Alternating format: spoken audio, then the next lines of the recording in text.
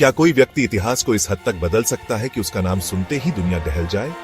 क्या कोई इतना शक्तिशाली हो सकता है कि करोड़ों लोगों की जान सिर्फ उसकी एक विचारधारा के कारण चली जाए?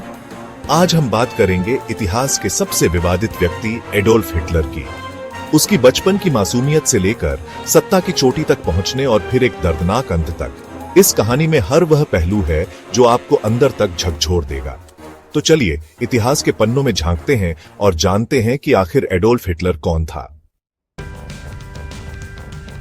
एडोल्फ हिटलर का जन्म 20 अप्रैल 1889 को ऑस्ट्रिया के ब्राउनाउ एम इन नामक शहर में हुआ था। उसका बचपन एक सामान्य बच्चे की तरह ही शुरू हुआ, लेकिन पारिवारिक माहौल बेहद कठिन था। उसके पिता एलोइस हिटलर एक सख्त और गुस्सैल स्वभाव के व्यक्ति थे। वे हिटलर को सरकारी अधिकारी बनाना चाहते थे, लेकिन हिटलर का सपना कुछ और था।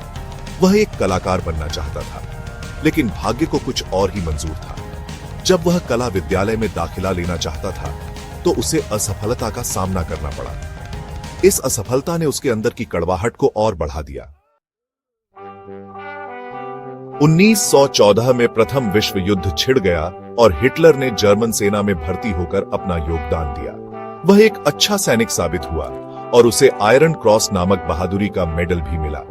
लेकिन युद्ध के अंत में जब जर्मनी को हार का सामना करना पड़ा, तो इस हार ने हिटलर को अंदर तक तोड़ दिया।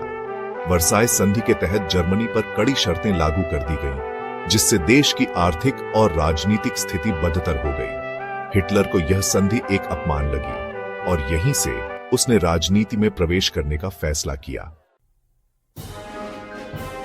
हिटलर ने national socialist German workers party Nazi party join की और अपनी भाषण देने की कला से जनता को प्रभावित करना शुरू किया। उसकी विचारधारा साफ थी: वर्साय संधि का विरोध, जर्मनी को फिर से महान बनाना, यहूदियों को देश की समस्याओं के लिए जिम्मेदार ठहराना। 1923 में हिटलर ने म्यूनिख में बियरहोल्पुट्स नामक विद्रोह करने की कोशिश की, लेकिन वह असफल रहा और उसे जेल हो गई। जेल में रहते हुए उसने मीन कैंप नामक किताब लिखी, जिसमें उसकी विचारधारा और भविष्य की योजनाएं थीं।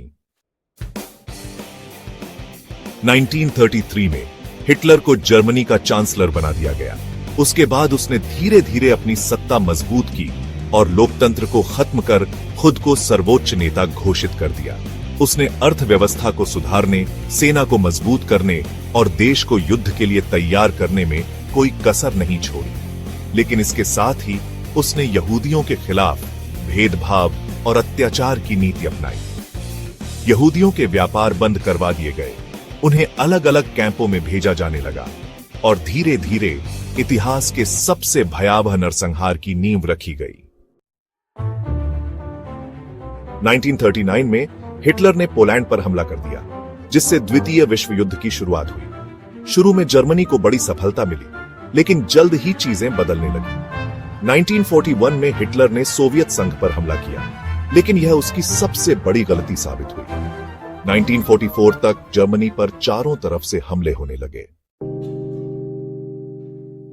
30 अप्रैल 1945 जब सोवियत सेना बर्लिन के दरवाजे पर थी, हिटलर ने अपनी प्रेमिका ईवा ब्राउन के साथ एक बंकर में खुद को गोली मार ली। तानाशाही खत्म हो गई, युद्ध समाप्त हो गया, लेकिन इतिहास में उसका नाम हमेशा के लिए रह गया। एडोल्फ हिटलर की कहानी सिर्फ एक व्यक्ति की नहीं, बल्कि पूरी दुनिया के लिए एक सबक है। यह बताती है कि एक गलत विचारधारा कैसे लाखों लोगों की जिंदगी तबाह कर सकती है। क्या होता अगर हिटलर को कला विद्यालय में दाखिला मिल जाता? क्या होता अगर उसने नफरत को छोड़ शांति का रास्ता अपनाया होता? इतिहास कभी बदल नहीं सकता, लेकिन हम इससे सीख सकते हैं कि सत्ता और नफरत का नशा इंसान को कहां ले जा सकता है। अगर आपको यह वीडियो पसंद आया तो लाइक करें और ऐसी ही ऐतिहासिक कहानियों के लिए हमारे चैनल एबलजर स्टोरीज को सब्सक्राइब करें। मिलते हैं अगली कहानी में।